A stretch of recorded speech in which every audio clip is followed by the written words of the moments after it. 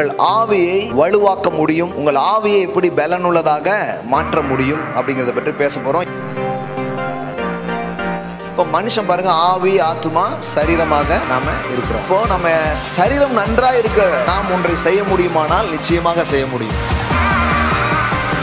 மனதை டெவலப் பண்றாங்க, தங்களுக்கு இருக்கிற அறிவு ஆற்றல் இதை என்ன பண்றாங்க, டெவலப் பண்றாங்க.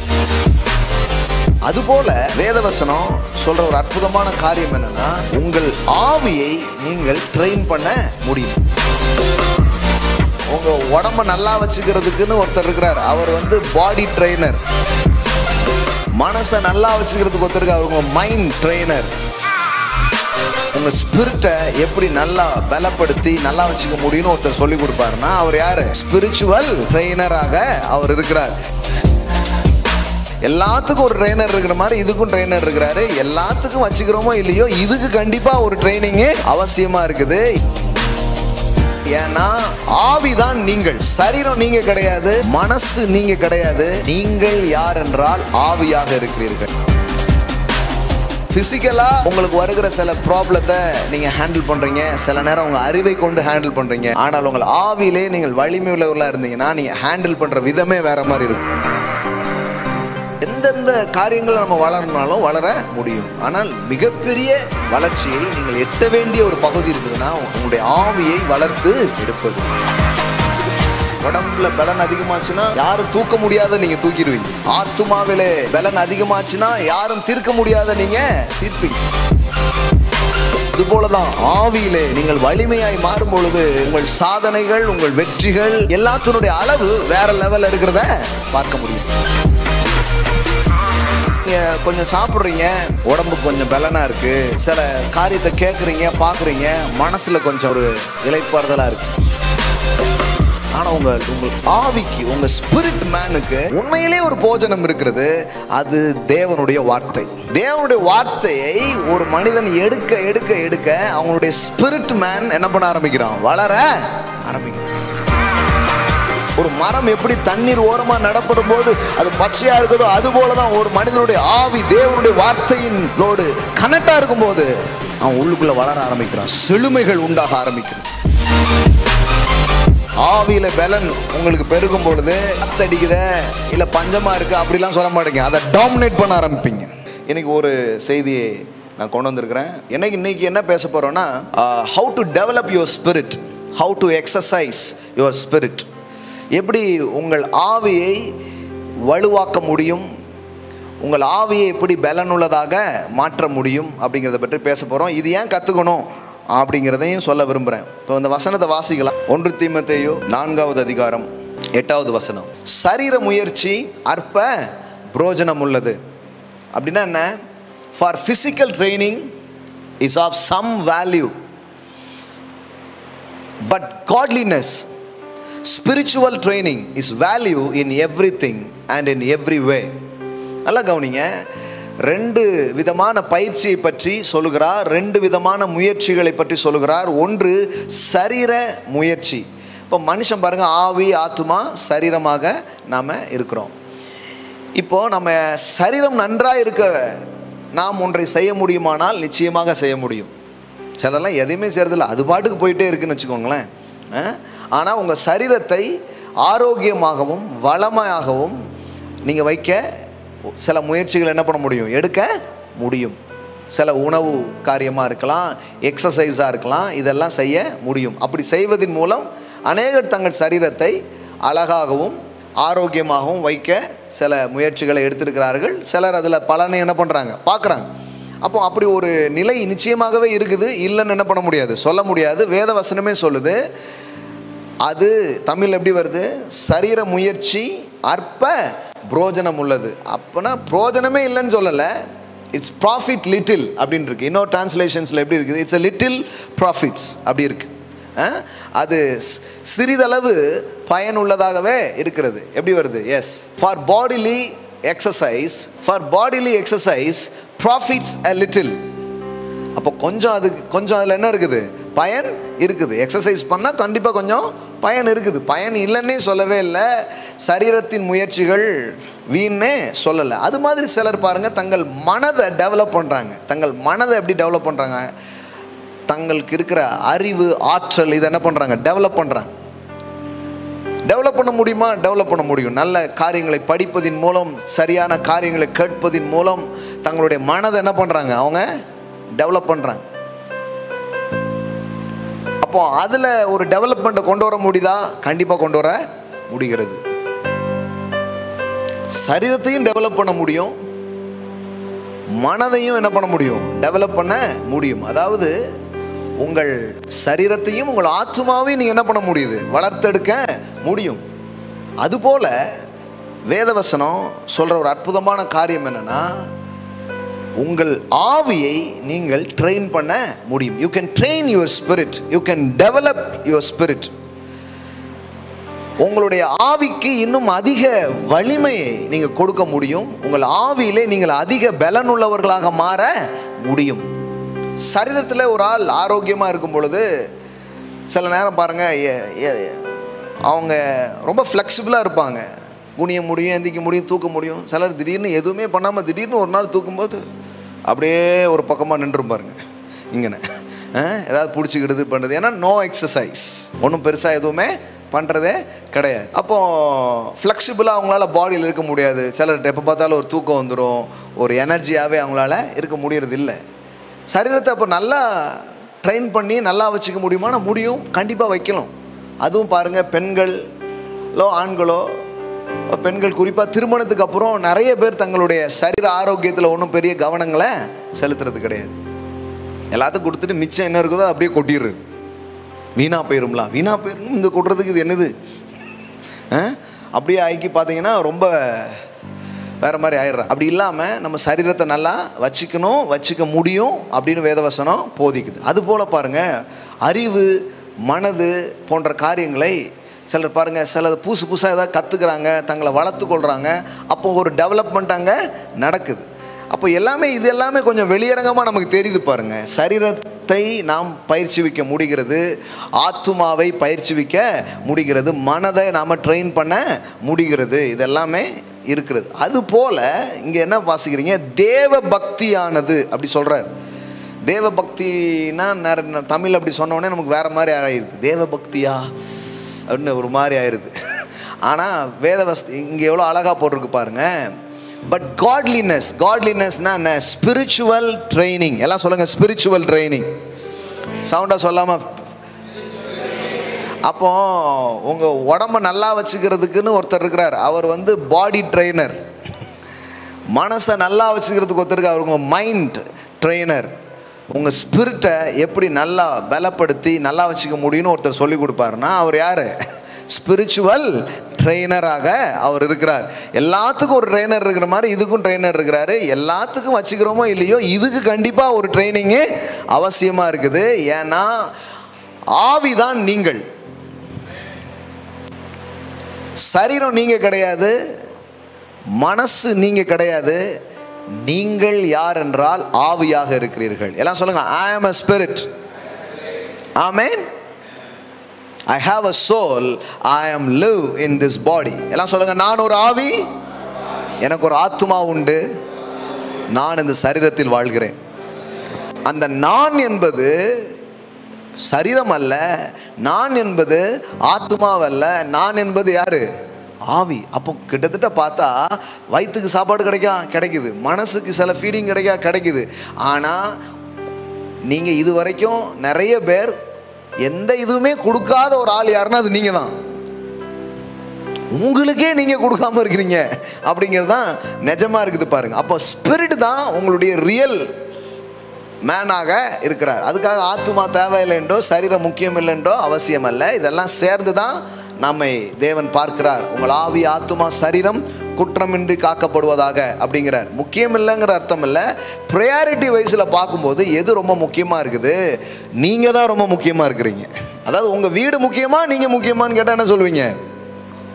நிறைய பேர் சொல்லுவாங்க, பரவாயில்லைங்க வீடு தாங்க ரொம்ப முக்கியம் ரொம்ப அப்படின்றாங்க. அந்த மாதிரி ஆட்கள்லாம் இருக்கிறாங்க. சோறா சொர்ணையா? சோறு தான் அந்த மாதிரி இருக்கிற மாதிரி. ஸோ உங்கள் ரியல் யூங்கிறது உங்கள் ஸ்பிரிட், உங்கள் ஆவி தான் உங்களுடைய நிஜமான ஆளாக இருக்குது. இந்த ஆவி மறுபடியும் பிறக்கிறது மறுபடியும் ஆவியிலே நாம் பிறக்கிறோம். இதெல்லாம் வேதவசனத்தில் இருக்குது. ஆனால் நிறைய பேருக்கு பிறந்த நிலையிலே இருக்குது. அது ஒன்றும் பெருசாக வளரவே இல்லை. ஆவி வளர முடியும், ஆவியை வளர்த்தெடுக்க முடியும் என்பதை நாம் புரிந்து கொள்ள வேண்டும். அப்படி வளர்த்தெடுத்ததனுடைய விளைவுகள் வேறு மாதிரி இருக்கும். அதனுடைய ரிசல்ட் வேறு மாதிரி இருக்கும். ஃபிசிக்கலாக உங்களுக்கு வருகிற சில ப்ராப்ளத்தை நீங்கள் ஹேண்டில் பண்ணுறீங்க, சில நேரம் உங்கள் அறிவை கொண்டு ஹேண்டில் பண்ணுறீங்க. ஆனால் உங்கள் ஆவியிலே நீங்கள் வலிமை உள்ளவர்களாக இருந்தீங்கன்னா நீங்கள் ஹேண்டில் பண்ணுற விதமே வேறு மாதிரி இருக்கும். ஆமென். எந்த அரணையும் நிர்மூலமாக்கத்தக்கதாய் எங்கள் போராயுதங்கள் தேவ பலமுள்ளவைகளாக இருக்கிறது. அது வேற ஸ்பிரிட் நிலையிலிருந்து, ஆவி நிலையிலிருந்து அதை டீல் பண்ணுறதுங்கிறது வேற பாருங்க. ஆனால் இப்போ ஒன்றும் பெருசாக டீல் பண்ண முடிய மாட்டேங்குது. எந்த பேயும் போக மாட்டேங்குது, எந்த நோயும் போக மாட்டேங்குது. மணி கம்மத்துன்னு நானும் சொல்லி பார்க்குறேன் பிரதர், வரவே மாட்டேங்குது அப்படிங்கிறாங்க. அப்போது நீங்கள் அதில் உங்கள் ஸ்பிரிட் என்ன பண்ணுறது, இன்னும் டெவலப் பண்ண வேண்டியது அவசியமாக இருக்குது. நீங்கள் சில பேர் பார்த்தீங்களா, ஜிம்முக்கு போன அடுத்த நாளே ஏதாவது எப்படி பார்ப்பாங்க, ஒன்றும் பெருசாக ஆயிருக்காது. பார்த்தீங்களா? இது இந்த ஸ்பிரிட் க்ரோத்துங்கிறது, இந்த ஆவியை வளர்த்ததுங்கிறது இதோ ஒரே நாளில் நீங்கள் வளர்த்துடுறீங்க அப்படிலாம் கிடையாது. ஒரே நாளில் உங்கள் பாடியை நீங்கள் டப்புன்னு அப்படியே வர முடியுமா? வராது. டக்குன்னு இந்த லைப்ரரிகளுக்கு அம்புட்டு புக்கையும் நான் படிச்சுட்டு வந்துடுறேன்னு போக முடியாது. ஒரே நாள் அப்படிலாம் ஏற்ற முடியாது. வரும்போது பாருங்கள், 24 மணி நேரத்தில் எவ்வளோ பெரிய அறிவாளியாக வரான் பாருங்கள், அவ்வளோலாம் போக முடியாது. Everyday you shall meditate day and night. You shall meditate day and night. இரவும் பகலும் அதை தியானித்து கொண்டு இரு. ஸோ இது ஒரே நாளில் நடக்காது பாருங்க.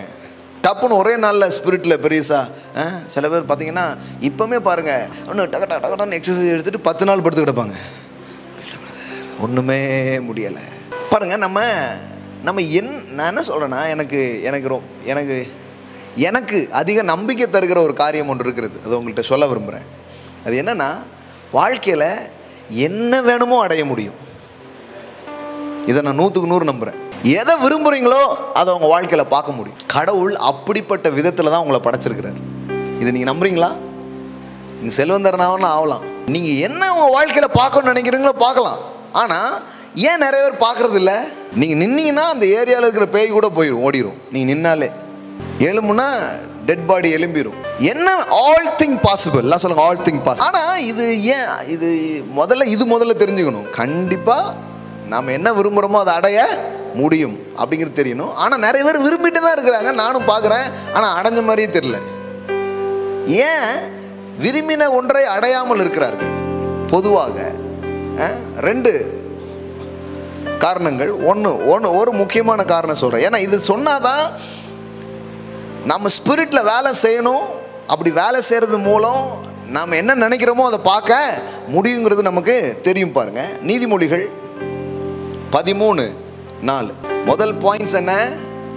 சரீரம் வளர்த்து அதை நல்லா பண்ணுறது மாதிரி ஆவியை என்ன பண்ண முடியும்? நல்லாக்க முடியும். நம்பர் 2 என்னன்னா, ஒரே நாளில் பாடியை வளர்த்தெடுக்க முடியாது, மனசை வளர்த்தெடுக்க முடியாது. ஒவ்வொரு நாளும் அதை என்ன பண்ணணும்? செய்யணும். நம்பர் 3, சரீர முயற்சிக்கு ஒரு லெவல் பயன்தான் இருக்குது. ஆனால் ஆவியை வளர்த்திங்கன்னா பயன் வேற லெவலில் அது இருக்குது. டப்பாவை சரி பண்ணால் உட்காந்துட்டு போகலாம். இன்ஜின் சரியாயிடுச்சுன்னா வேறு மாதிரி போயிடும். ட்ரெயின் இன்ஜின் மாதிரி உங்கள் ஸ்பிரிட். சரிங்களா? நம்ம ஃபுல்லாக அந்த டப்பாக்களையே சரி பண்ணிவிட்டு பெயிண்ட் அடிச்சுட்டு உட்காந்துருக்கோம். வண்டி போகவே மாட்டேங்குது, அங்கேயே இருக்குது வண்டி. ஏன்னா இன்ஜின் இன்னும் ஸ்டார்ட் ஆகாமல் இருக்குது. உங்கள் ஆவி ரொம்ப பெரிய விஷயமா இருக்குது. அதனால் அதில் வேலை செய்கிறது அதிக பயனுள்ளதாக மாறும். For spiritual training, the spiritual exercise is profit for all things. அது எல்லா விஷயத்துக்கும் அது என்னதான் இருக்குது? பயனுள்ளதாக மாறும். நான் தான் சொல்லுவேன், சும்மா ஆவிக்குரியன்னு சொல்லக்கூடாது. உண்மையிலே ஆவிக்குரியன்னா எல்லா விதத்துலேயும் நீங்கள் பிரயோஜனமாக இருப்பீங்க. அதுதான் ஆவிக்குரியவன். பாப்பான்ட்டே இருக்க மாட்டீங்க. ஆவிக்குரியவன்னா, ஆவிக்குரிய எக்ஸசைஸ் பண்ணக்கூடிய ஆள்னா அவன் எல்லாவற்றிலும் பிரயோஜனம் உள்ளவனாக மாறுகிறான். அதுதான் ஆவிக்குரிய எக்ஸசைஸ். இவங்க வேற எதோ எக்ஸசைஸ்ன்னு எனக்கு சொன்னாங்கன்னே தெரில பாரு. எல்லாவித செல்வாக்கும் பலனும் உள்ளவனாக அவன் இருப்பான். சரி, அப்போது இதை ஆவியை வளர்க்க முடியும், டெவலப் பண்ண முடியும். மக்கள் பாருங்கள், ஏன் விரும்புகிறத வாழ்க்கையில் அடையாமல் போயிடுறாங்க? வேதவசனம் சொல்லுது, நீதிமொழிகள் 13:4, சோம்பேறியினுடைய ஆத்துமா விரும்பியும் ஒன்றும் பெறாது. பாருங்க, அவன் விரும்புகிறான். செத்ததை எழுப்பணும், சொன்னதெல்லாம் நடக்கணும், வாழ்க்கையில் பெரிய பெரிய காரியங்கள்லாம் பார்க்கணும், கை வளரணும், கால் வளரணும், ஸ்பிரிச்சுவல் டிசையர்ஸ் இருக்குது, வாழ்க்கையில் சாதிக்கணுங்கிற எண்ணங்கள் இருக்குது, எல்லாமே இருக்குது. நிறைய பேர் நான் பார்க்குறேன். இன்னும் பாருங்கள், அது அப்படி ரோட்ஸ் ராய் தான், அதுதான் இதுதான், படம் போடுறது என்ன, பிக்சர் போடுறது என்ன, ஸ்டேட்டஸ் போடுறது என்ன, அரசியலில் நான் அப்படி வரணும், அதில் இப்படி நானும் பார்க்குறேன். சூப்பர், அப்துல் கலாம் வேறு சொல்லியிருக்காரா கனவு காணுங்கள்ன்ட்டு. அதனால் இவங்க நல்லா கனவு காண்றாங்க. ஆனால் அந்த கனவை நோக்கி ஏதாவது ஒரு இன்ச்சு எடுத்து வைக்கிறாங்களா, வாழ்க்கையில் பார்க்குறாங்களான்னா நிறைய பேர் நான் பார்க்குறேன் வருஷக்கணக்கில் சுற்றிக்கிட்டே இருக்கிறாங்க. ஏன்னா வேதவசனம் சொல்லுது, சோம்பேறியினுடைய ஆத்துமா விரும்பியும் ஒன்றும் பெறாது, ஜாக்கிரதை உள்ளவருடைய ஆத்துமா புஷ்டியாகும். ஆமென். என்ன பாருங்க, the soul aptitude of the lazy person graves and gets nothings. என்ன பாருங்க, ஒன்றுத்தையுமே பெறதில்லை. அவனுடைய கனவுகள், அவனுடைய விருப்பங்கள் எதுவுமே என்ன பண்ணுறதில்லை, நிறைவாகிறதே இல்லை. என்ன பாருங்க, அந்த ஜாக்கிரதைங்கிற வார்த்தைக்கு என்ன அர்த்தம் கொடுத்துருக்காங்க பாருங்க. பாருங்க, but the soul aptitude of the diligent who works willingly. ஜாக்கிரதைன்னா என்ன அர்த்தம்னா, who works willingly. எல்லாம் சொல்லுங்க, விருப்பத்தோடு வேலை செய்கிறவன். முதல்ல வேலை செய்யறதே இல்லை, முதல்ல வேலை செய்யணும், அதுக்கப்புறம் அந்த செய்கிற வேலையை எப்படி செய்யணும், எப்படி செய்யணும், முதல்ல வேலை செய்யணும், அப்புறம் செய்கிற வேலையை விருப்பத்தோடு செய்யணும். எப்படி போட்டிருக்கு பாருங்க, diligent who works willingly is rich and abundantly supplied. அந்த ஆளுக்கு எல்லாமே நிறைவா என்ன பண்ண ஆரம்பிக்கும், வாழ்க்கையில் கிடைக்க ஆரம்பிக்கும். அப்போ சில பேருக்கு பாருங்க, தொப்பை குறையணும்னு ஆசை இருக்கும், ஆனால் அவன் ஆத்துமா விரும்பியும் ஒன்றையும் பெறாது. வாழ்க்கையில் லட்சமாக பார்க்கணும் ஆசை இருக்கும், விரும்பியும் ஒன்றையும் பெறாது. ஏன்னா ஒன்றுமே அதுக்காக எதுவுமே, கடவுள் பாருங்க எல்லாத்தையும் வச்சிருக்கிறாரு, நீங்கள் அது எல்லாத்தையுமே எடுத்துக்க முடியும். இதுதான் நான் நம்புகிறேன், 100க்கு 100 நம்புகிறேன். நான் எதெல்லாம் என் வாழ்க்கையில் பார்க்கணும்னு நினச்சேனோ அதை இது வரைக்கும் பார்த்துட்டு தான் இருக்கிறேன். சிலதெல்லாம் நான் ஏம் பண்ணலை, அதனால் நான் அதை பார்க்கல. ஆனால் எனக்கு நல்லா ஒன்று தெரியும், நான் ஏம் பண்ணேன்னா, ஃபோக்கஸ் பண்ணேன்னா, தேவனுடைய வார்த்தையோடும் தேவனோடும் ஒத்துழைப்பேன்னா அதை என் வாழ்க்கையில் பார்த்துருவேன். அப்படிங்கிற எனக்கு சந்தேகமே கிடையாது. எனக்கு விரும்பவும் தெரியுது, விரும்பினதை எப்படி அடையணுங்கிறது எனக்கு தெரியுது. பாருங்க, தேவனுடைய வார்த்தையிலிருந்து இதை நான் கற்று வச்சிருக்கிறேன். 10 வருஷத்துக்கு முன்னாடி நான் இதெல்லாம் யோசித்தேன், இந்த மாதிரி நம்ம வருவோம் அப்படின்ட்டு. ஆமாம், கண்டிப்பாக யோசித்ததுனால நான் பேசியிருக்கிறேன். இப்படிலாம் நடக்கும், இப்படிலாம் ஆகும். நீங்கள் வேணால் பாருங்கள், ஒரு நாளைக்கு இந்த மாதிரி நம்மளுடைய வார்த்தைக்கான வெயிட் இப்படி இருக்கும் பாருங்க. அப்படின்னு நான் சும்மா உட்காரல பாருங்க, உட்காந்து மணிக்கணக்காக படிப்பேன், மணிக்கணக்காக என்னை ஃபீட் பண்ணுவேன், மணிக்கணக்காக அதுக்காக என்னென்ன உண்டோ தெரியும். அது என்னென்ன எனக்கு வராத இங்கிலீஷை வான்னு கூப்பிடுறது, புரியாத மொழியை திருப்பி போய் படிக்கிறது. ஏன்னா எனக்கு தெரியும், சும்மா விரும்புகிறானாலே எல்லாம் நடந்துடாது. ஏன்னா சோம்பேறினுடைய ஆத்துமா விரும்புது, ஒன்னையும் அது வாழ்க்கையில் பார்க்குறதே கிடையாது.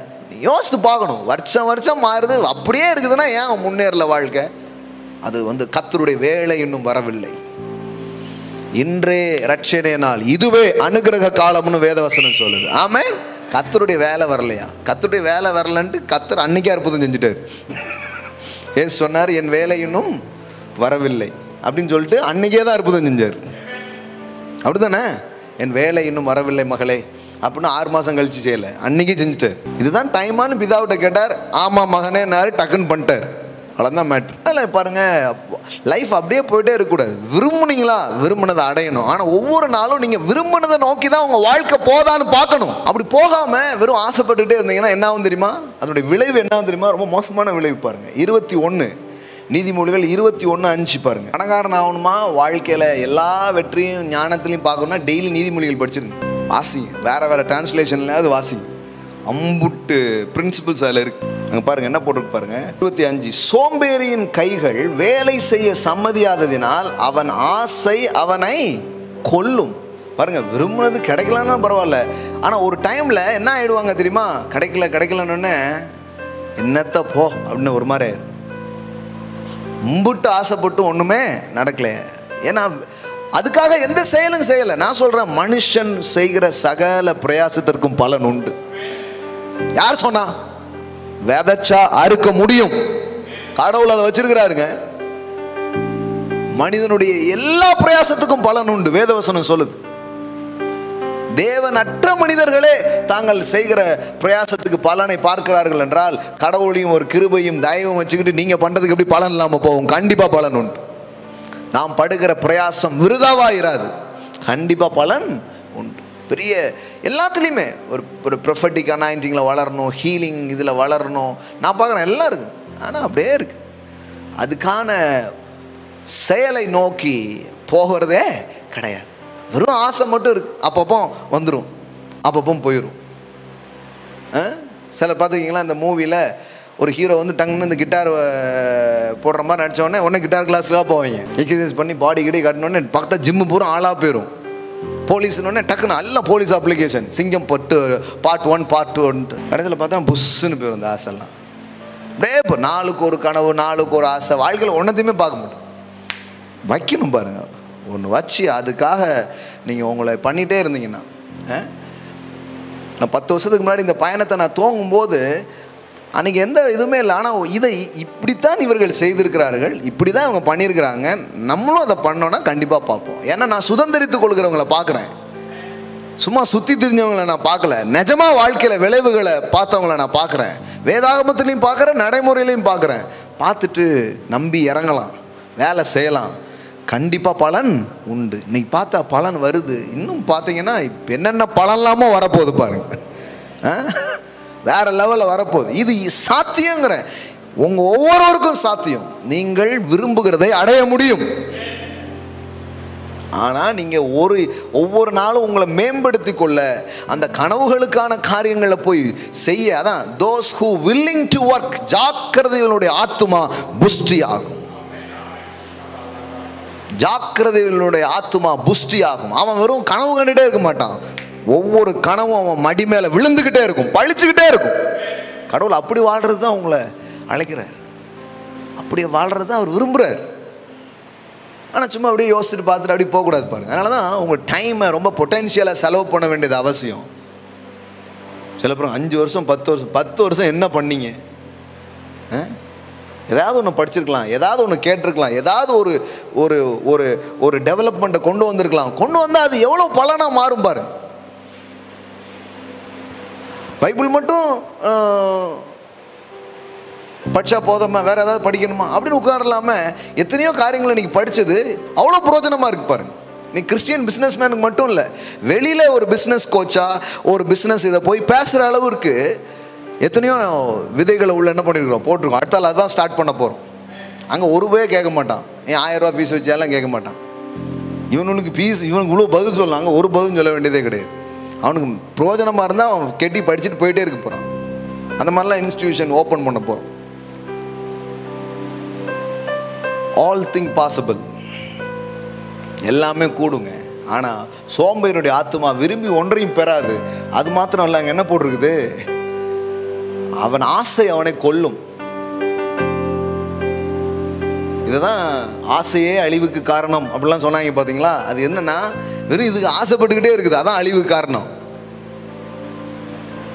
அவன் வந்துட்டான், இவன் வந்துட்டான், மேல் வீட்டில் வாங்கிட்டாங்க, கீழ் வீட்டில் வாங்கிட்டாங்க, அவன் பெரிய லாட்டை, அவன் கார் வாங்கிட்டான். உனக்கும் முடியும், அவனும் உன்ன மாதிரி மனுஷன் தானே.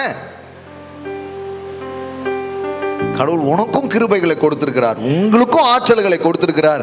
நீங்க அதான் பைபிளில் போட்டிருக்குது, தன் நிலத்தில் பயிரிடுகிறவன் அதன் பலனை புசிப்பான். வீணனோ வாழ்க்கையில் ஒன்னத்தையுமே பார்க்க மாட்டான். எஸ், அவன் ஆசை அவனை கொல்லும். அப்போ பெருக விதைக்கிறவன் பெருக அறுப்பான். எல்லாம் சொல்லுங்க, பெருக விதைக்கிறவன் பெருக அறுப்பான். பெருசா பார்க்கணும்னு நினைச்சீங்கன்னா பெருசா விதைங்க. விதைங்கன்னா என்ன, உங்கள் வாழ்க்கையில் நீங்கள் செய்ய வேண்டிய காரியம், நீங்கள் போக வேண்டிய காரியம், அப்படியே பெரிய காரியம் நடக்குறாங்க. எவ்வளோ நேரம் ஜெபம் பண்ணுறீங்கன்னு கேட்டு பாருங்க. அது ஜெபம், நான் ஜெபம் பண்ணணும், நீங்கள் எனக்கு ஜெபம் பண்ணிக்கோங்க அப்படின்னு போயிடுறாங்க. பிரதர், நான் நல்லா ஜெபம் பண்ணணும், எனக்காக நீங்கள் ஜெபம் பண்ணுங்க. இவர் ஜெபம் பண்ணுறதுக்காகவே நம்ம ஒரு ஜெபத்தை பண்ண வேண்டி இருப்பாருங்க. ஆண்டவரே அந்த மகனுக்கு ஒரு ஜபாபியை கொடுத்து அவரை ஜபிக்க வைப்பீராக அப்படின்னு நம்ம ஜெபம் பண்ணணும். அப்புறம் தான் இவர் ஜெபம் பண்ணவே ஸ்டார்ட் ஆவார். அது என்னமோ திருப்பறத பைபிள் படிக்கிறதுக்கே ஒரு ஆர்வம் இருக்காது தான் படிக்கணும். ஏன்னா ட்ரையாக இருக்குது, அதனால தான் ஆர்வம் இல்லை.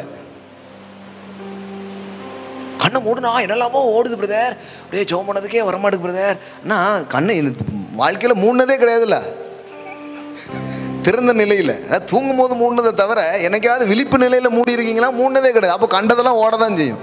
அதனால தான் பிரதர் நான் ஜெபிக்கிறதே இல்லை அப்படின்றது. நான் சொல்கிறேன், நீங்கள் எக்ஸசைஸ் பண்ண போனீங்கன்னா முதல் 5 நாள் அது ஒரு வாரத்துக்கு உங்கள் உடம்புல வலிக்கும். ஏன்? ஃபைட் ஸ்டார்ட் ஆகிடுச்சின்னு அர்த்தம். எதுக்கு? கொழுப்புக்கு எதிராக ஒரு ஃபைட் நடக்குதுன்னு அர்த்தம். அது மாதிரி தான் நீங்கள் ஜெபம் பண்ண ஆரம்பிக்கும் போதும், நீங்கள் வேதத்தை வாசிக்கும் போதும், பிரசனத்தில் செலவு பண்ணும்போது ஒரு அது வரைக்கும் இருந்த கொழுப்போட ஒரு ஃபைட் நடக்குது. அதனால தான் அப்படி இருக்குது. ஆனால் கொஞ்ச நாளுக்கு அப்புறம் பார்த்தீங்கன்னா you will enjoy the presence of God இந்த அன்லிமிட்டெட் மெஷர். அப்புறம் பார்த்தீங்கன்னா அந்த மண்டலமே திறந்து நீங்கள் அனுபவிக்கிறத பார்க்க ஆரம்பிச்சிருவீங்க. அதெல்லாம் அது பண்ணணும். எந்தெந்த காரியங்களை நம்ம வளரனாலும் வளர முடியும். ஆனால் மிகப்பெரிய வளர்ச்சியை நீங்கள் எட்ட வேண்டிய ஒரு பகுதி இருக்குதுன்னா உங்களுடைய ஆவியை வளர்த்து எடுப்பது. ஸோ இதை பற்றி தான் என்ன பண்ண போகிறோம், பேச விரும்புகிறேன். ஒரு சில காரியங்கள் மட்டும் சொல்லி முடிக்கிறேன். நல்லா கவனிங்க. How to exercise your spirit. உங்கள் ஆவியை எப்படி நீங்கள் வளர்த்து எடுப்பது, ஆவியில் பலம் உள்ளவர்களாக நீங்கள் எப்படி மாறுறது.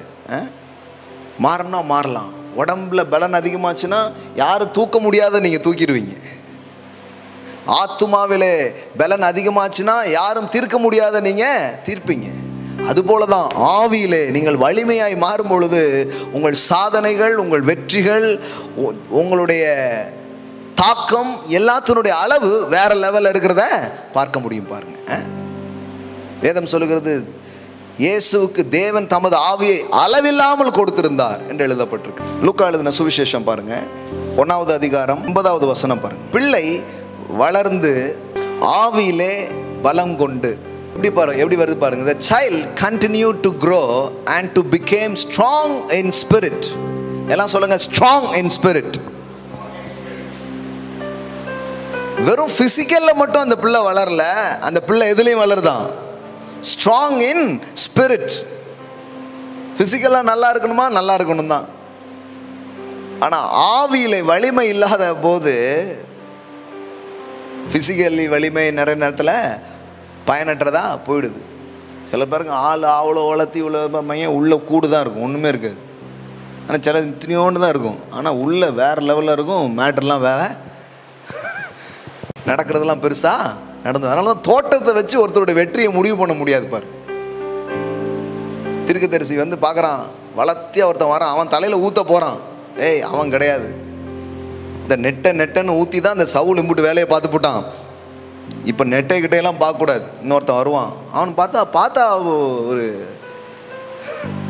சின்ன பையன் சாதாரணமாக தெரிகிறான். அவன் தலையில் ஊற்றி சொல்கிறார் கடவுள். அவர் சொன்னார், மனுஷன் வந்து முகத்தை பார்க்குறான், நான் இருதயத்தை பார்க்குறேன். இருதயம்னா என்ன? ஸ்பிரிட். வேதாகமத்தில் ஆவிக்கு பயன்படுத்தப்பட்டிருக்கிற ஒரு வார்த்தை இருதயம்.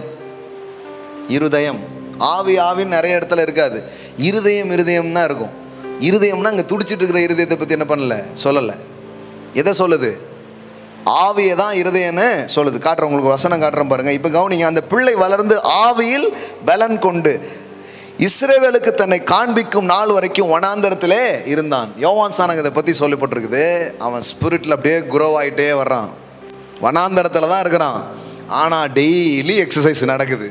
ஃபிசிக்கலாக மட்டும் இல்லை, ஸ்பிரிச்சுவலாக வனாந்தரத்தில் தான் இருக்குதான். அந்த பிரசன்ஸ் ஆஃப் காடில், தேவனோடு உறவாடுறதில்ல, தேவனோடு பேசுவதில் வளர்ந்துக்கிட்டே இருக்கிறான். அங்கே பாருங்கள், எடுத்த உடனே உங்களை காமிக்க வேண்டாம், எடுத்த உடனே ஸ்டேஜ் ஏறிடணுங்கிறது இல்லை, எடுத்த உடனே பப்ளிக் ஆகணும் அவசியம் இல்லை. அந்த பிள்ளை வளர்ந்து ஆவியில் பலன் கொண்டு இஸ்ரவேலுக்கு தன்னை காண்பிக்கும் நாள் வரைக்கும் வனாந்தரத்திலே இருந்தான். இப்போ ஆவியில் பலன் உண்டாயி வருது பாருங்க. அவன் எங்கேயும் வர வேண்டாம், அவன் இருக்கிற வனாந்தரத்துக்கு ஜனங்க போறாங்க. புரியல உங்களுக்கு? நீங்க ஆவியில பலம் உள்ளவர்களாய் மாற ஆரம்பிக்கும் பொழுது நீங்க தேடி போகிறதுனாலலாம் இருக்காது, உங்களை எல்லாம் தேடி வர ஆரம்பிச்சிடும். அதுதான் அங்கே விஷயம் பாருங்க. அப்படிதான் நடக்குது. அப்போ இதில் ரெண்டு விஷயம். பிள்ளை வளர்ந்து ஆவியில் பலன் கொண்டுனா அப்போ என்ன ஆக முடியும்? உங்கள் ஆவியில் பலனாக முடியும். ஆவி என்று வேதம் நேரடியாக சொல்லாட்டனாலும் நிறைய நேரத்தில் ஆவிங்கிறது எதுன்னு சொல்லியிருக்குது? இருதயம்னு சொல்லியிருக்கு. பாருங்கள், உங்களுக்கு வசனம் காட்டுறேன். பேதுரு 1 Peter chapter 3 verse 4. அழியாத அலங்கரிப்பாக இருக்கிற சாந்தமும் அமைதலும் உள்ள ஆவியாகிய இருதயத்தில். எப்படி வருது? ஆவியாகிய இருதயத்தில். அப்போ என்னது? ஹார்ட்னா என்னது? ஸ்பிரிட். நிறைய நேரத்தில் இருதயம்னு எதை தான் சொல்லுது? ஆவியை தான் சொல்லுது. பாருங்க, அதனால தான் என்ன இங்கே வாசிக்கிறோம்? ஆவியாகிய இருதயத்தில் மறைந்திருக்கிற குணமே உங்களுக்கு அலங்காரமாய் இருக்க கடவது, அதுவே தேவனுடைய பார்வையில் வெளியேறப்பட்டது. வெளியே மூஞ்சில் மட்டும் பூசிக்கிட்டே போகிறது நல்லது தான். அது கொஞ்சம் வேத்த உடனே கலைஞ்சிரும். வேத்தாலும் கலையாத ஒன்று உள்ள இருக்குது, அதில் டெவலப் ஆகு அப்படிங்கிறார். அவ்வளோதான் மேட்ரு. பிசிக்கலாக அலங்கரிக்கிற அலங்காரம் தேவையே இல்லை அப்படி சொல்லலை. அது கொஞ்சம் தான், கொஞ்சம் நேரத்துக்கு நிற்கும். ஆனால் உன் ஆவியை, உன்னுடைய இருதயத்தை குணங்களால், உன் ஸ்பிரிட்டை நீ டெவலப் பண்ணும் பொழுது அது ரொம்ப பெரிய விஷயமாக அது இருக்கிறது அப்படின்ட்டு. அப்போ நிறைய நேரங்களில் என்ன நம்ம புரிஞ்சுக்கணும்னா, ஆவியை நாம் வளர்த்தெடுக்க முடியும். அடுத்தாவிட்டால் ஆவி என்று வேதத்திலே நிறைய இடத்துல சொல்லப்படாத வார்த்தைகள் எப்படி வருது? இருதயம், ஆவியாகிய இருதயம் என்றே வருகிறது. சரி, என்ன மாதிரி ஒர்க் பண்ண முடியும் இந்த ஸ்பிரிட்டில் அப்படின்னு சொன்னால், முதல்ல பாருங்கள், இயேசு சொன்னார், மனுஷன் அப்பத்தினால் மாத்திரமல்ல தேவனுடைய வாயிலிருந்து புறப்படுகிற ஒவ்வொரு வார்த்தையினாலும் பிழைப்பான். எல்லாம் சொல்லுங்கள், வார்த்தையினாலும் பிழைப்பான். ஆமென். இந்த நீங்கள் கொஞ்சம் சாப்பிட்றீங்க, உடம்பு கொஞ்சம் பலனாக இருக்குது, சில காரியத்தை கேட்குறீங்க, பார்க்குறீங்க, மனசில் கொஞ்சம் ஒரு இளைப்பாறுதலாக இருக்குது. ஆனால் உங்கள் ஆவிக்கு, உங்கள் ஸ்பிரிட் மேனுக்கு உண்மையிலே ஒரு போஜனம் இருக்கிறது. அது தேவனுடைய வார்த்தை. ஆமென். எல்லாம் சொல்லுங்கள், தேவனுடைய வார்த்தை. தேவனுடைய வார்த்தையை ஒரு மனிதன் எடுக்க எடுக்க எடுக்க அவங்களுடைய ஸ்பிரிட் மேன் என்ன பண்ண ஆரம்பிக்கிறான்? வளர ஆரம்பிக்கிறான். கடவுளுடைய வார்த்தைக்கு உங்கள் ஸ்பிரிட்டுக்குள்ளே போகிற வல்லமை இருக்குது.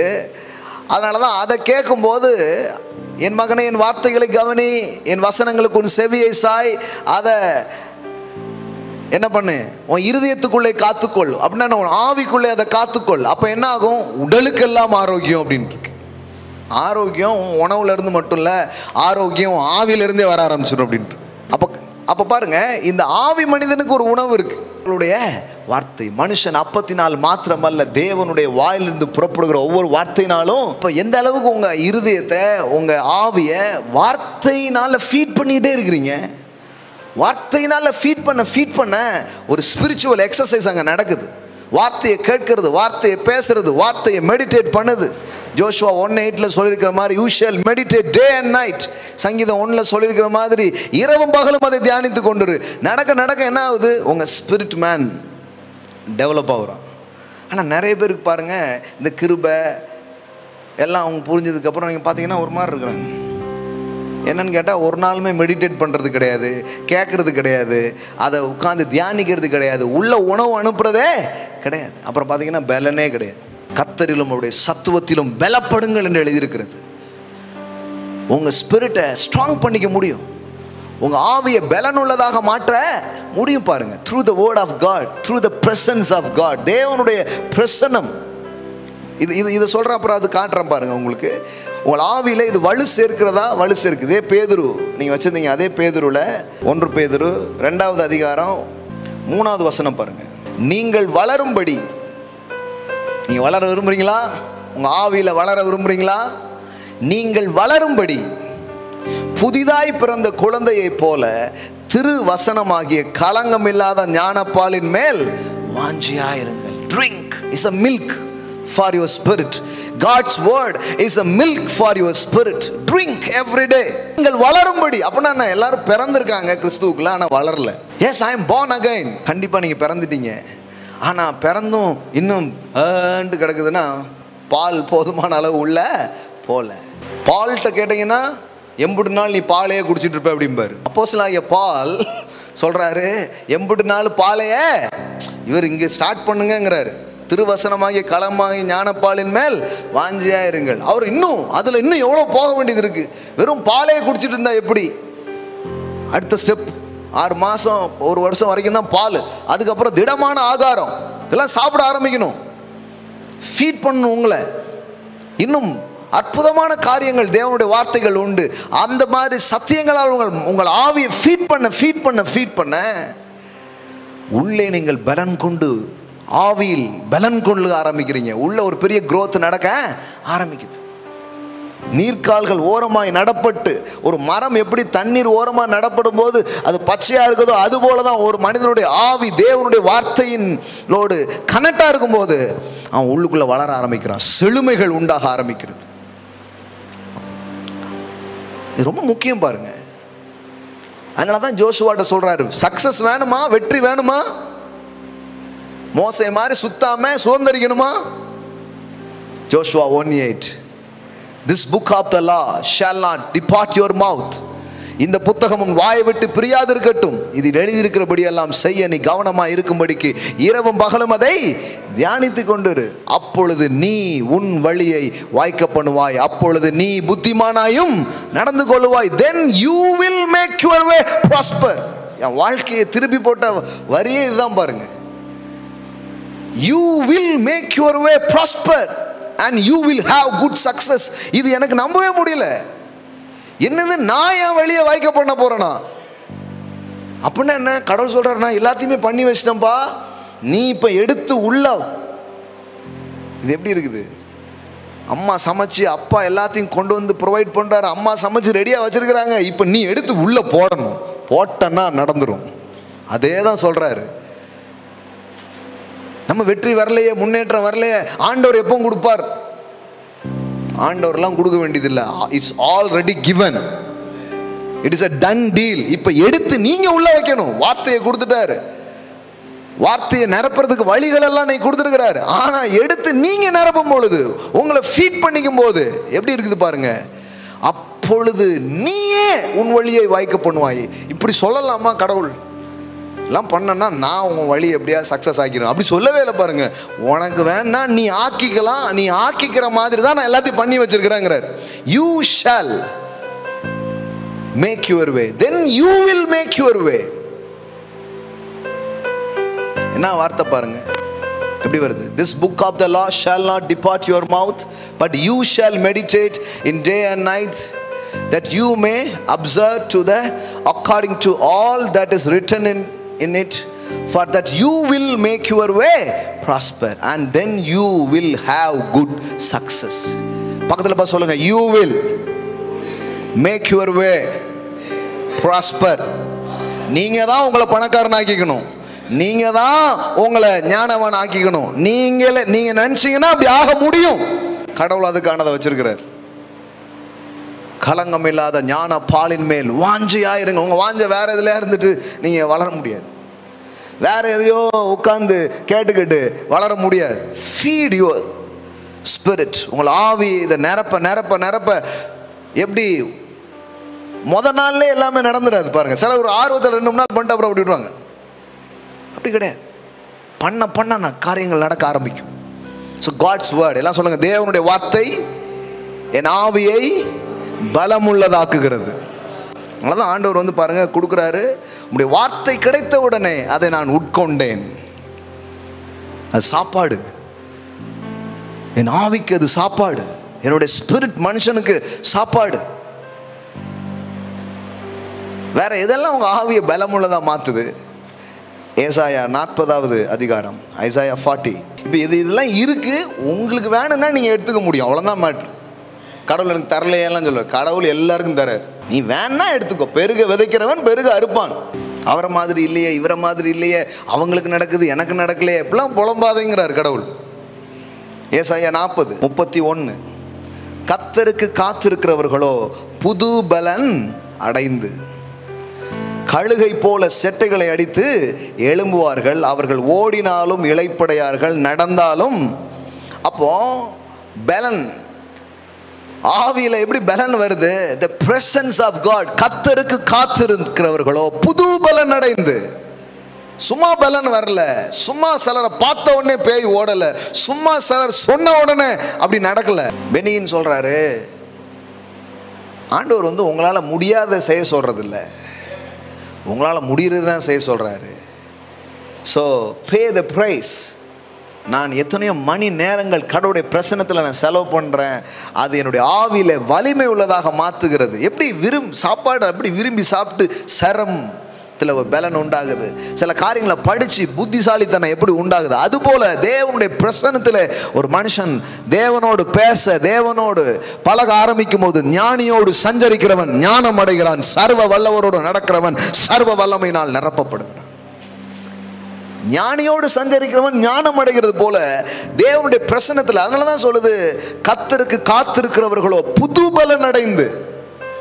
அதை சாதிக்கணும், இதை சாதிக்கணும், அப்படி முடிக்கணும், இப்படி செய்யணும். குட், ஆசை ரொம்ப நல்லது.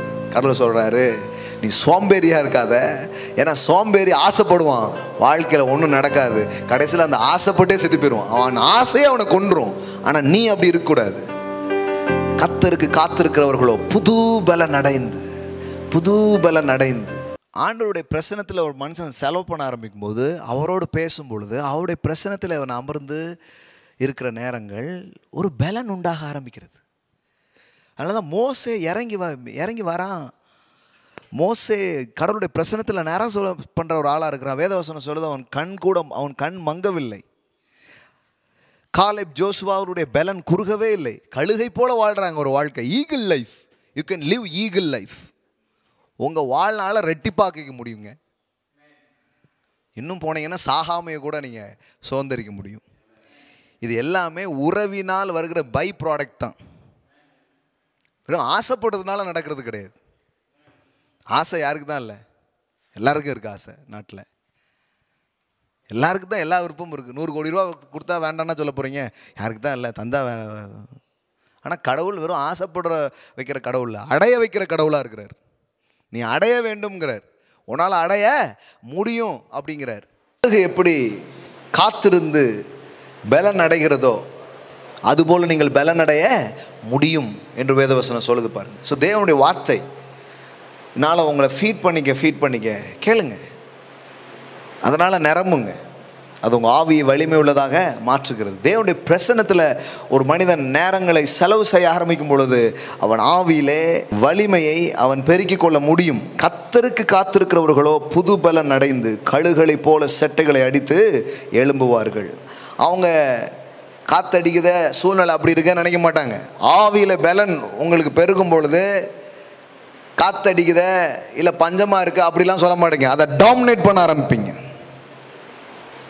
இயேசு எப்படி அதட்டி ஏறையாத அமைதலாருன்னு சொன்னார், அது மாதிரி சூழ்நிலையின் கைதியாக நீங்கள் வாழ மாட்டீங்க. நீங்கள் கழுகை போல சூழ்நிலைகளை பயன்படுத்தி மேலே போவீங்க. உங்கள் பலன் அதிகரிக்க அதிகரிக்க உங்கள் உயரங்கள் அதிகரிக்க ஆரம்பிக்கும். கர்த்தருக்கு காத்திருக்கிறவர்களோ புது பலன் அடைந்து கழுகளை போல செட்டைகளை அடித்து உயர அவர்கள் எழும்புகிறார்கள். உயர போகணுங்கிற ஆசை இருக்குது. உயர போகணுன்னா பலன் வேணும். பலன் எங்கேருந்து வருது? The presence of God. யோசித்து பாருங்கள், எவ்வளோ நேரம் அப்படி நாம் உட்காந்து அவரோட வாழ்க்கையில் அது நடக்கலை இது நடக்கலை, அது வேணும் இது வேணும், இவ்வளோ பேசுவாங்க பாருங்கள். நான் கேட்பேன், சிம்பிளான கேட்பேன். நான் எவ்வளோ நேரம் நான் கூட நாங்கள் கிருபையில் வாழ்கிறோம். கிருபையில் வாழ்கிறீங்களா? கிருபை எல்லாத்தையும் கொடுத்துருக்கு, விசுவாசம் அதை எடுத்துக்குது. கிரேஸ்னால் என்ன? எல்லாத்தையும் கொடுக்கறது தான் கிருபை. கடவுள் மனுஷனுக்கு எல்லாத்தையும் கொடுத்துட்டார், அதான் கிரேஸ். இப்போ நீங்கள் போய் கடவுளை கொடுக்க வைக்கிறதுக்கு எதுவும் பண்ண வேண்டியதில்லை, கொடுத்ததை எடுத்துக்கணும்.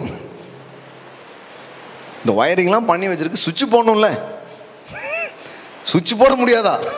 கடவுளே என்னைக்கு தான் என் வாழ்க்கையில் சுவிட்ச் போட போகிறீங்களோ, லைட் எரிய போதோ அப்படின்னு உட்காந்துட்டு இருந்தா எப்படி? ஐ டன் எவ்ரிதிங், நான் உனக்காக எல்லாத்தையும் பண்ணிட்டேன், நீ எடுத்துக்கோ, இது எல்லாத்தையும் நான் வச்சிருக்கிறேன், நீ எடுத்துக்கோ. அப்போ கர்த்தருக்கு காத்திருக்கிறவர்கள் புது பலன் அடைகிறார்கள். எல்லாம் சொல்லுங்கள், புதிய பலன். உங்களுடைய தேவனுடைய வார்த்தை, தேவனுடைய பிரசனை உங்கள் வாழ்க்கையில் பலன் என்ன பண்ண ஆரம்பிக்குது? அப்படியே பெருக வைக்க ஆரம்பிக்குது.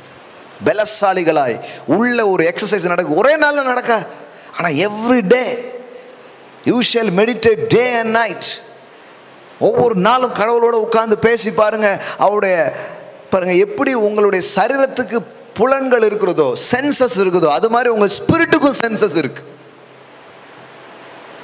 உங்களுடைய பாடிக்கு எப்படி கேட்கிற, பார்க்கிற, நுகர்கிற, உணர்கிற ஒரு தன்மை இருக்குதோ, அது போல தான் உங்கள் ஸ்பிரிட்டுக்கும். தேவனாகிய கர்த்தர் தோட்டத்தில் உலாவுகிற சத்தத்தை அவன் கேட்டான். தேவனுடைய சத்தத்தை நீங்கள் கேட்க ஆரம்பிப்பீங்க. ஆனால் இப்போ ஒன்றுமே கேட்க மாட்டேங்குது, எதுவுமே கேட்க மாட்டேங்குது. சிலருக்கு அவங்க பேசுகிறதே அவ்வளோ கேட்க மாட்டேங்குது. அந்த அளவுக்கு அடைச்சி போயிருக்குது எல்லாமே. ஆனால் நீங்கள் கடவுளுடைய பிரசனத்தில் செலவு பண்ண உங்கள் ஆவி சென்சிட்டிவாக மாற ஆரம்பிக்கும். சென்சிட்டிவ், மோர் சென்சிட்டிவ். இது ஆண்டவர் பேசுறதுங்கிறத நீங்கள் உணர ஆரம்பிப்பீங்க.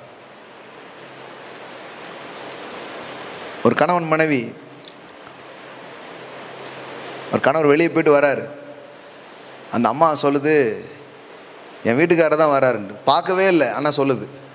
ஏன்? செருப்பு சேர்த்து வச்சு சொல்லுது. சருக்கு புருக்குன்னு இவரை மாதிரி வேறு யாரும் நடப்பா, அவர் தான் வந்துக்கிட்டு இருக்கார் அப்படி.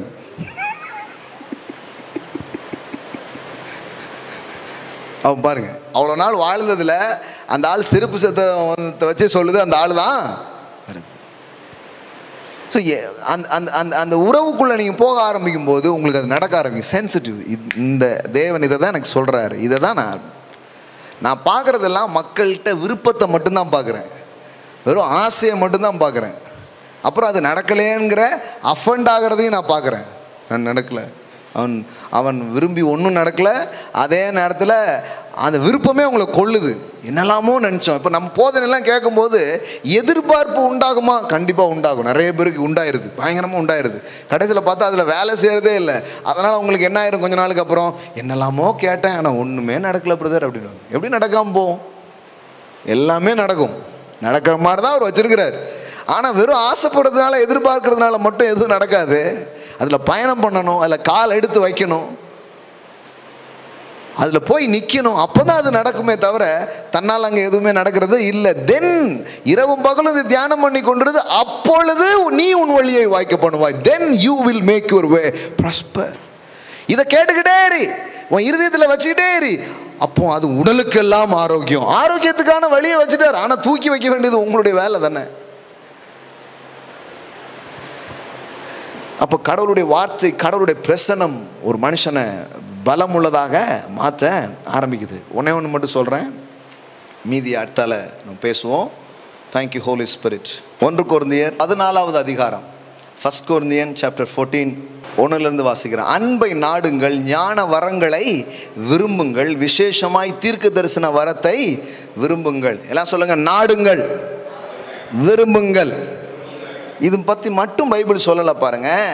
இந்த நாடுறது, விரும்புறது எப்படி நீங்கள் அடைய முடியும்? 4வது வசனம் பாருங்க. அந்நிய பாஷையில் பேசுகிறவன் தனக்கே பக்தி விருத்தி உண்டாக பேசுகிறான்.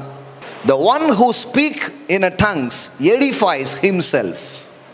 அதாவது பக்தி விருத்திங்கிற வார்த்தைக்கு தமிழ் என்ன? தமிழ் பக்தி விருத்தின்னு இருக்கு, ஆங்கிலத்தில் எப்படி வருது?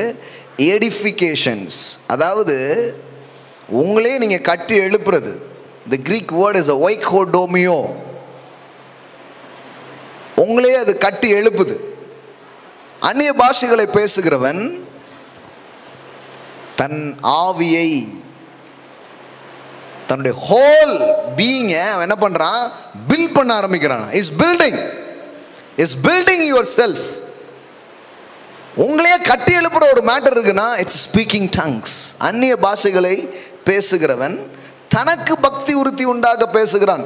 இந்த இந்த இந்த அந்நிய பாஷைங்கிற வரமே அவன் எடிஃபை பண்ணுறதுக்காகவே கடவுள் கொடுத்துருக்கிற ஒரு கிஃப்ட் பாருங்க.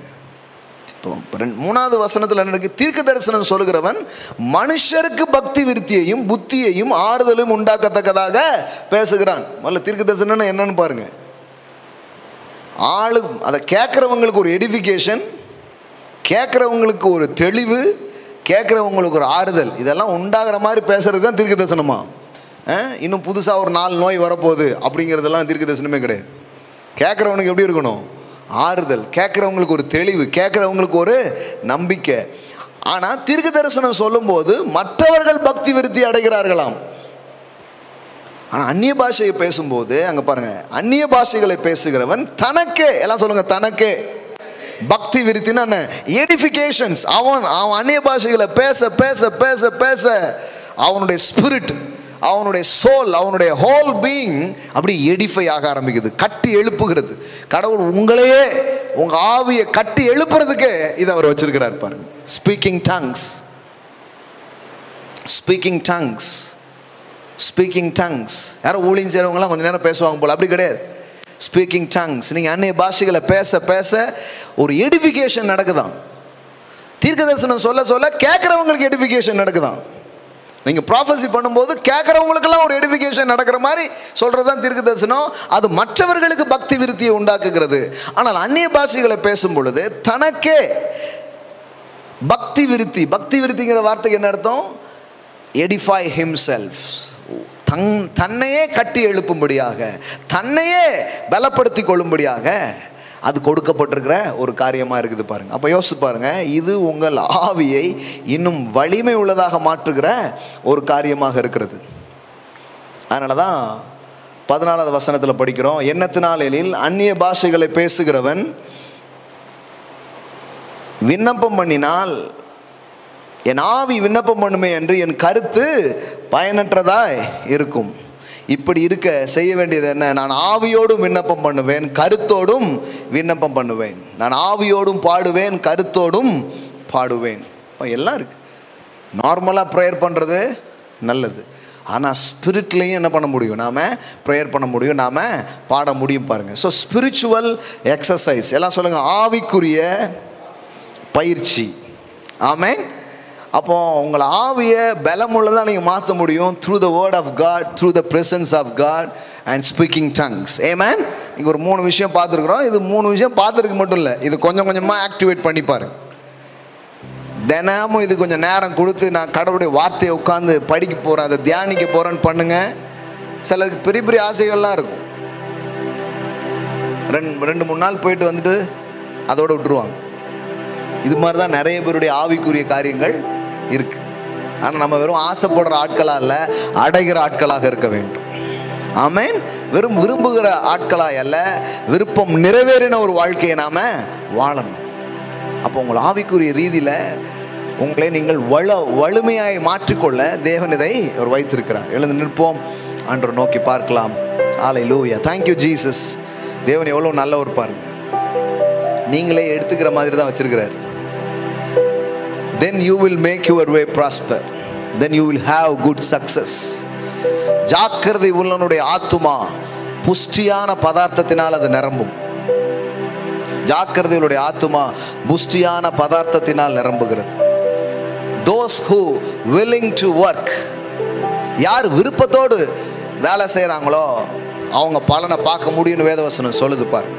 ஹல்லேலூயா, ஹல்லேலூயா. வெறும் நோய்கள் நீங்கணும், பேய்கள் ஓடணும், மரித்தோர் எழும்பணும், வாழ்க்கையில் நிறைய பார்க்கணும், பெரிய பெரிய விஷயங்களை நான் காணணுங்கிற ஆசைகள் மட்டுமல்ல, நான் அதில் வேலை செய்ய போகிறேன்,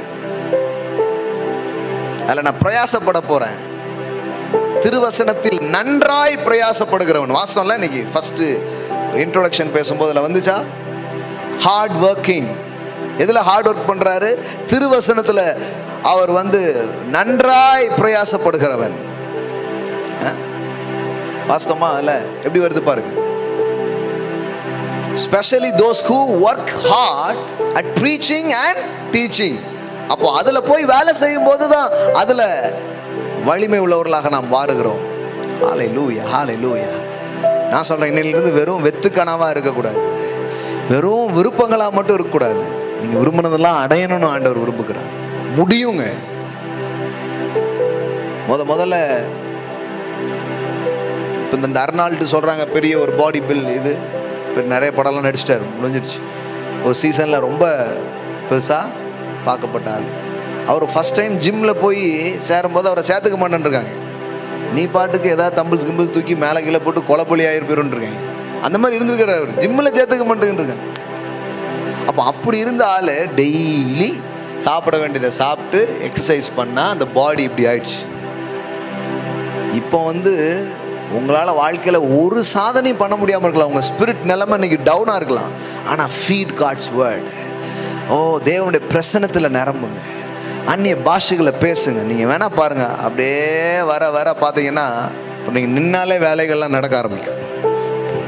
உங்களை ஆவியில் ஒரு அர்னால்டாக மாறிடுவீங்க. நீங்கள் ஸ்பிரிச்சுவல் இதில் இன்னொரு நிலையில் நீங்கள் இருப்பீங்க. மோ காரா சாத்தாராலா. அந்த ப்ராஃபட் கேட்குறான் பாருங்க, உன்ட்ட ராஜாட்ட பேசணுமா ஆண்டவட்ட பேசணுமா அப்படின்னு கேட்குறான். செல்வாக்கு பாருங்க எந்த அளவுக்கு இருக்கு பாருங்க. கிங்கிட்ட பேசினாலும் பேசுகிறேன், அந்த கிங்கிட்ட பேசினாலும் பேசிடலாங்கிறான், பேசி முடிச்சிடலாங்கிறான். எந்த அளவுக்கு வளர்ந்துருக்குறாங்க பாருங்க. எப்போதும் தீர்வுகள் அங்கே நிறைஞ்சிருக்குது பாருங்க. நாம் இன்னும் ஒரு மேல் மட்டத்தை நோக்கி நாம் போக முடியும். கர்த்தருக்கு காத்திருக்கிறவர்கள் புதுபலன் அடைந்து அவங்க மேலே எழும்ப முடியும். நம்ம இன்னும் மேலே ஒரு நிலைக்கு வர முடியும் பாருங்க. அந்த விருப்பம் மட்டும் நம்ம வைத்துக்கொள்ளாம அதுக்காக நம்ம செயல்பட ஆரம்பிக்கலாம். Thank you holy spirit. ராமா ஷாட்டாலா பாராகதா. பிள்ளை வளர்ந்து ஆவியில் பலன் கொண்டது என்று எழுதியிருக்கிறது. தகப்பனே, இன்னைக்கு இந்த போதனை கேட்கிறவர்களுக்குள்ள இந்த ஆசை வரட்டும். அதுக்கான கிரேஸ் அவங்களுக்கு ரிலீஸ் பண்ணப்படுகிறதற்காக ஸ்தோத்திரம் சுவாமி. இதுவரைக்கும் தேவனுடைய பிரசனத்தில் அமராத அளவிற்கு அமரக்கூடிய, இதுவரைக்கும் தேவனுடைய வார்த்தைகளை எடுத்து உட்கொள்ளாத விதத்தில் உட்கொள்ளுகிற அளவிற்கு அந்நிய பாஷைகளில் இன்னும் ஒரு எடிஃபிகேஷன்ஸில் உங்களுடைய பிள்ளைகள் நாங்கள் வளரும்படியான ஒரு கிரேஸ் எங்களுக்கு கொடுக்கப்படுவதற்காக ஸ்தோத்திரம் சுவாமி. Thank you daddy, thank you daddy. இதை பார்க்குற ஒவ்வொரு பிள்ளைகள் மேலே ஆமென், ஆமென், ஆமென், ஆமென், ஆமென், ஆமென். ஹல்லேலூயா. எந்த அரணையும் எந்த பிரச்சனைகளையும் நிர்மூலமாக்கத்தக்க தேவ பலம் உள்ளவர்களாய் பிள்ளைகள் எழும்பட்டு சுவாமி. கர்த்தரிலும் அவருடைய சத்துவத்திலும் பலப்படுங்கள். ஹல்லேலூயா, ஹல்லேலூயா. மோகாரா சாத்தாரா பாலா காத்தாரா. ஹல்லேலூயா, ஹல்லேலூயா, ஹல்லேலூயா, ஹல்லேலூயா. ரேபோ ஷாத்தாரா பாலாரா. உங்கள் சத்தத்தை கேட்கக்கூடியவர்களாக உங்களுடைய வழி நடத்தலை காணக்கூடிய விதங்களிலே தேங்க்யூ ஃபாதர், தேங்க்யூ ஃபாதர். ஒவ்வொருவருடைய ஆவி, ஹல்லேலூயா, ஆத்துமா, சரீரம் எல்லாவற்றிலேயும் ஹல்லேலூயா ஒரு பெரிய முன்னேற்றங்கள் உண்டாகும்படிக்காக பேசுகிறோம். ஹல்லேலூயா. ஒரு வியாதிலாம் ஒரு விஷயமே கிடையாது சுவாமி. ஆனால் நாங்கள் எங்கள் ஆவியில் வளராத போது சின்ன சின்ன வியாதிகளை கூட ஒன்றும் பெருசாக பண்ண முடியாதவங்களா இருந்துடுறோம். மரணம் ஒன்றுமே இல்லை, தரித்திரம் ஒன்றுமே கிடையாது. ஆனால் நாங்கள் பிறந்த நிலையிலே இருக்கிறோம் சுவாமி. இன்றைக்கு ஒரு வளர்ந்த நிலையை நோக்கி எழும்பும்படிக்கான ஹல்லேலூயா ஒரு வெளிச்சமும் ஒரு புரிதலும் உண்டாகட்டும் என்று சொல்லி ஜெபிக்கிறோம். Thank you holy spirit, thank you holy spirit. Hallelujah, hallelujah. அந்நிய பாஷையில் பேசாத பிள்ளைகள் மேலே அந்த கிருபைகள், அந்த வரங்கள் அந்த நேரத்தில் நாங்கள் பேசுகிறோம் சுவாமி. இதை பார்த்து கொண்டிருக்கிற பிள்ளைகள் மேலே அந்த கிரேஸ் உண்டாகட்டும் சுவாமி. Oh glory to be the living God. Hallelujah. அந்நிய பாஷையின் வரங்களால் அவர்கள் நிரப்பப்படுவார்களாக. ரேபோஹோ ஷாட்டாலா பிரகாதேரே ரீப்ளோகோரோ ஷேட்டேலே பிரேகாதாரா பாலாராராரா. Thank you Holy Spirit, thank you Holy Spirit, thank you Holy Spirit. அப்பா உமக்கு நன்றி. இந்த அளவற்ற கிருபையிலே நாங்கள் வளரும்படியாய் எங்களுக்குள் கிரியை செய்வதற்காய் நன்றி. இயேசுவின் நாமத்தினால் பிதாவே. ஆமென், ஆமென், ஆமென். Praise God. ஹல்லேலூயா. இன்னும் நிறைய காரியங்கள் இருக்கு. வரும் வாரங்களை நாம் பேசுவோம். கர்த்தருக்கு நாம் கொடுக்கிற ஒரு நேரம் இது. ஹல்லேலூயா. நான் சொன்ன போல ஹல்லேலூயா உங்கள் டைட்ஸ் அண்ட் ஆஃபரிங்ஸை நீங்கள் செலுத்தலாம். ஹல்லேலூயா. இது உங்களுடைய சபை, இது உங்களுடைய நிலம் என்று நீங்கள் நம்புவீர்கள் என்றால் you can so your tides and offerings நீங்கள் என்ன பண்ணலாம், செலுத்தலாம். அப்படி செலுத்துகிற பிள்ளைங்க, ஆன்லைனில் செலுத்துகிற பிள்ளைங்க அந்த ரிசிப்டை நீங்கள் அனுப்புங்க. அது செக் பண்ணிக்கிறதுக்கு ரொம்ப உதவியாக இருக்கும். சபை ஆராதனையில் நேரில் கலந்து கொள்ள முடியாத பிள்ளைகள் ஆன்லைன் மூலமாக, கூகுள் பே மூலமாக, அக்கௌண்ட் மூலமாக உங்கள் ஆஃபரிங்ஸ் என்ன பண்ணலாம், செலுத்தலாம். ஆஃபரிங்கை கரங்களை எடுத்துக்கொள்ளுங்க. I want to bless your seat. தப்புனே இன்னைக்கு நாங்கள் ஆரம்பத்தில் பேசினது போல் திருவசனத்தை கனம் பண்ணும்படி, அந்த ஊழியத்தை ஹானர் பண்ணும்படி விதைத்து கொண்டிருக்கிற, இப்பொழுது விதைக்கிற எல்லா பிள்ளைகள் மேலே ஆண்டவரே ஒரு பெரிய செழிப்பையும் ஒரு நிறைவையும் ஒரு பரிபூர்ணத்தையும் நாங்கள் பேசுகிறோம். Thank you daddy, thank you daddy. சகல நன்மைகளை அவர்கள் பார்க்கட்டும் என்று ஆசீர்வதிக்கிறோம் இயேசுவின் நாமத்தினால் பிதாவே. ஆமென், ஆமென், ஆமென், ஆமென், ஆமென். Bless you.